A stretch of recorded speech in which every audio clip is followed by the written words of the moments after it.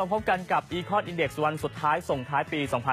2560 นะครับอยู่กับผมทัศนัยโคตรทองพร้อมกับทีมงานครับคุณผู้ชมครับเราจะผ่านพ้นปีเก่าไปเนี่ยวันนี้ผมมีเรื่องราวมาฝากคุณผู้ชมว่า7วิธีคิดที่แตกต่างกันระหว่างคนรวยกับคนจนเนี่ยทำไมเขาถึงคิดแตกต่างกันแล้วคนรวยคิดอย่างไรเขาถึงรวยครับวันนี้นำมาฝากกันหน่อยปีหน้าจะได้รวยไปพร้อมๆกันครับแน่นอนคนที่จะมาพูดคุยเรื่องนี้ก็ต้องเป็นขาประจำของเราครับคุณภาววิทย์กลิ่นประทุมนะครับท่านเป็นผู้อำนวยการส่วนที่ปรึกษาการลงทุนจากหลักทรัพย์บัวหลวงวันนี้มาพบกันเช่นเคยนะครับสวัสดีครับครับสวัสดีครับแหมเรื่องส่งท้ายปีน่าสนใจมากส่งท้ายปี7วิธีคิดระหว่างคนรวยกับคนจนมันต่างกันยังไงฮะก็เรามาไล่กันเลย7ข้อเชิญเลยครับคือยุคนี้เป็นยุคที่สร้างตัวง่ายสุดแล้วนะคุณกอล์ฟครับจริงเหรอฮะเขาจัดอันดับเศรษฐีมาเดี๋ยวนี้เศรษฐีสร้างตัวเอง7 ใน 10คนของเศรษฐีรวยที่สุดในโลกอะเซลเมดก็จะมีการออกมารีพอร์ตกันเป็นประจำเนาะใช่แต่เมืองไทยยังไม่เป็นอย่างนั้นนะเดี๋ยวเราค่อยๆตามเข้าไปนะครับเราไปดูวิธีคิดกันก่อนมันมีทั้งหมด7ข้อนะครับข้อที่1ข้อแตกต่างระหว่างคนรวยคนจนที่คิดแตกต่างกันเนี่ยคนรวยเนี่ยเขาจะคิดใหญ่ส่วนคนจนคิดเล็กคนรวยคิดใหญ่คนจนคิดเล็กเดี๋ยวขยายความนิดนึงมันพูดเงี้ยพูดกันเยอะนะครับแต่ประเด็นคือผมยกตัวอย่างง่ายๆหมดหุ้นอย่างเงี้ยถ้าตลาดหุ้นเนี่ยสังเกตไหมว่าหุ้นมันขึ้นลงตลอดเวลาเลยคนที่เข้าตลาดหุ้นทุกคนเข้ามาบอกโอ้เข้ามาอยากรวยเร็วพวกนี้จะรวยได้นิดเดียวสมมติเข้ามาซื้อหุ้น10 บาทขึ้นไป11 บาทได้ 10% ก็ขายแล้วสบายใจบาทเดียวขายเลยไม่รวยพอขาย11 บาทเดี๋ยวมันขึ้นไป20 บาทคราวนี้แล้วตามไม่ทันแล้วถูกไหมเหมือนที่เคยเล่าให้ฟังว่าอย่างหุ้นหนึ่ง AOT อย่างเงี้ยชัดดีเรารู้จักกันอยู่แล้วนะครับสนามบินอย่างเงี้ยตั้งแต่ปี 2008 ถึงปัจจุบันเนี่ย8 ปีเนี่ยมันขึ้นมาแล้วตอนนี้40 กว่าเท่า40 กว่าเท่า40 กว่าเท่าแต่เชื่อเหลือเกินว่ามีคนขายแต่ปีแรกแล้วผมว่าขึ้น 10% ก็ขายไปแล้วถือไม่ถึงหรอกไอ้40 เท่าเนี่ย40 เท่าคือเงิน1 ล้านไป40 ล้านถูกไหมคือประเด็นคือถามว่าหลายคนถามว่าอ้าวแล้วคิดใหญ่คืออะไรคือคิดถึง end game นะครับคนที่สามารถถือได้ถึง40 เท่าเนี่ยแปลว่าเขาไม่ได้คิดจะขายอยู่แล้วเขารู้ว่าซื้อตรงไหนแล้วเขามองภาพใหญ่เป็นพอมองภาพใหญ่เป็นเนี่ยมันถือได้จนจบไงนะครับเขามองไปถึงเขาเห็น40 เท่ามากกว่าคนเห็น10 เท่าไงใช่ไหมคือเขารู้อยู่แล้วว่ามันไม่ต้องขายก็ได้เพราะอย่างถามว่าคุณเป็นเจ้าของสนามบินเนี่ยเมื่อไหร่คนจะมาท่องเที่ยวประเทศไทยน้อยลงวันนี้มันมีแต่เพิ่มขึ้นนะเพิ่มจนสนามบินรับไม่ไหวครับใช่ตอนที่จะสร้างอีกสนามบินแล้วไงคือถ้าเราถามว่าเมื่อไหร่มาหยุดขยายเมื่อนั้นก็เขาขายไม่ได้แล้วแต่เรายังไม่เห็นว่าเฮ้ยมันคนยุคใหม่มีแต่ท่องเที่ยวเราไปถามปีหน้าวางแผนอะไรชีวิตไม่มีแต่วางแผนเที่ยวเต็มเลยนะครับอันนี้คือวิธีคิดของคนที่รวยคนคิดใหญ่มองเอ็นเกมข้อที่1คิดใหญ่ข้อที่2นะครับคนรวยจะมองเรื่องกันฉันสามารถคุมชะตาชีวิตของตัวเองส่วนคนจนจะบอกว่าชีวิตฉันถูกลิขิตแบบนี้ไงอันนี้หลายคนคิดแบบนี้นะว่าชีวิตมีคนลิขิตมาแล้ว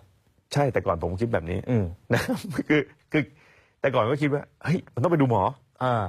เขากำหนดมายังไงเป็นอย่างนั้นไงดวงชะตามันกำหนดมาแล้วต้องเป็นแบบเนี้ยแต่กว่าจะหลุดตรงนี้นะโอ้โหผมแทบตายเลยคือเวลาดูหมอเนี่ยมันเหมือนโดนสาปถ้าเขาบอกคุณเป็นอย่างเงี้ยมันก็จะเป็นอย่างนี้ไงแล้วคิดตลอดว่าดวงซวยละ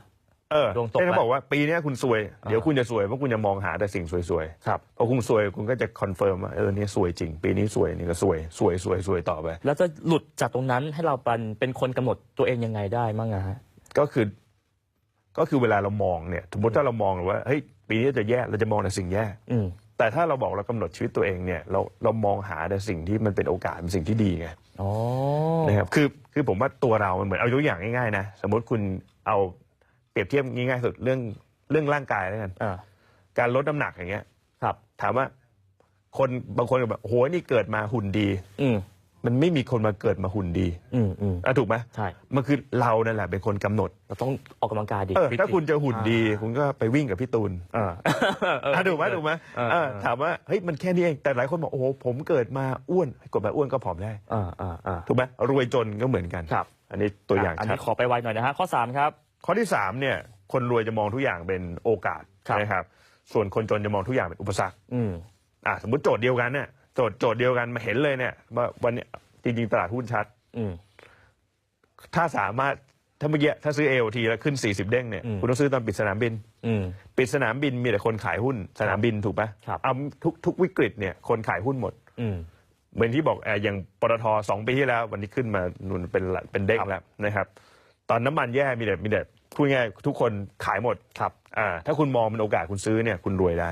นะครับข้อ4ฮะข้อที่4นะครับคนรวยจะเลือกรับเงินตามผลงานนะครับแต่คนจนจะเลือกรับเงินตามเวลาที่ทำมันต้องถามกันว่าวันนี้เราขายอยู่เพราะเวลาเรามีจำกัดถ้ายังขายเวลาอยู่เราไม่รวยเราต้องวางโจทย์ให้ได้ว่าเฮ้ยเราจะขายผลงานยังไงนะครับจริงตำแหน่งลูกจ้างง่ายสุดอย่างเซลล์ก็ขายผลงานไม่ได้ขายเวลานะครับ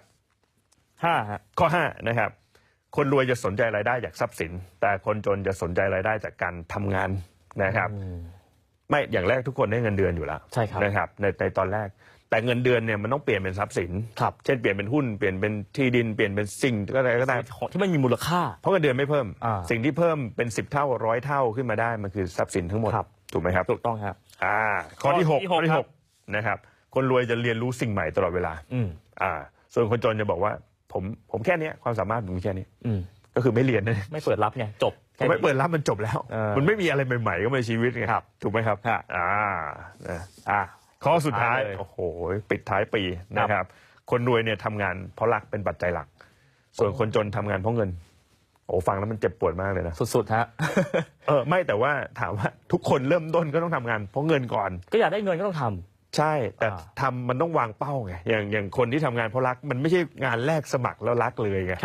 มันต้องวางเป้าว่าจะไปที่งานที่รักเนี่ยงานที่เราอยากได้เนี่ยมันต้องมีทักษะอะไรบ้างเราก็ปูทักษะเราใ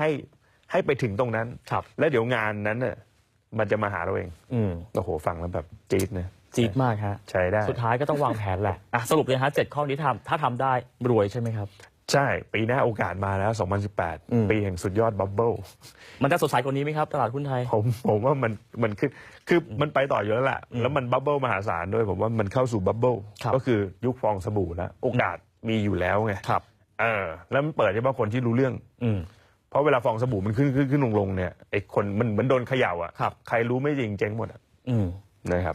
เนี่ยคุณผู้ชมเรานำมาฝากแบบนี้เป็นประจำอยู่แล้วนะฮะทุกวันศุกร์กับคำแนะนำที่คุณแพทย์นำมาฝากรวมทั้งทุกวันเนี่ยจันทร์ถึงพฤหัสก็มีการวิเคราะห์อยู่แล้วจากหลักทรัพย์บัวหลวงที่นำมาฝากกันแบบนี้ถ้าคุณผู้ชมตั้งใจฟังผมเชื่อเหลือเกินว่าคุณผู้ชมจะได้ประโยชน์ไปแล้วก็แน่นอนอาจจะมีเงินสร้างเงินเป็น10 เท่า40 เท่าอย่างที่บอกไปก็ได้แล้วปีหน้ามาดูกันว่าเราจะรวยหรือเปล่าจากเรื่องของการลงทุนในหุ้นต่างๆนะครับวันนี้ต้องขอบคุณครับคุณภาววิกฤตประทุมครับผู้อำนวยการส่วนที่ปรึกษาการลงทุนจากหลักทรัพย์บัวหลวงที่มาให้คำแนะนำในช่วงส่งท้ายปีเก่าแบบนี้นะครับขอบพระคุณมากนะครับครับผม